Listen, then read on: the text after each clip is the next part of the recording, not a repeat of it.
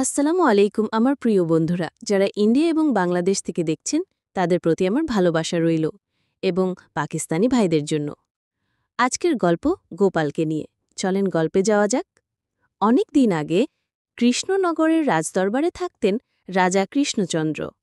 রাজদরবারে ছিলেন গোপাল ভাঁড়, বুদ্ধি আর হাস্যরসের জন্য সবার প্রিয়। গোপাল সবসময় অদ্ভুত বুদ্ধি দিয়ে কঠিন সমস্যার সমাধান করত।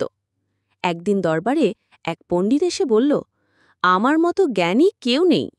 রাজা একটু চিন্তায় পড়লেন। তখন গোপাল এগিয়ে এসে বলল, পণ্ডিত মশাই, যদি আপনি সত্যি এত জ্ঞানী হন তাহলে বলুন, আপনি যখন ঘুমান তখন আপনার জ্ঞান কোথায় থাকে?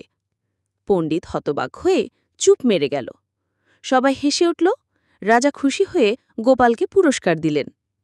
এভাবেই গোপালের তীক্ষ্ণ বুদ্ধি আর হাস্যরসে মানুষ আনন্দ পেত, আর রাজদরবার হাসিতে মুখরিত থাকত সব সময়। আমাদের গল্পটি ভালো লাগলে সাবস্ক্রাইব করে রাখবেন। এবারের মতো বিদায় নিলাম আমার প্রিয় বন্ধুরা। পরের ভিডিওতে দেখা হবে। ধন্যবাদ।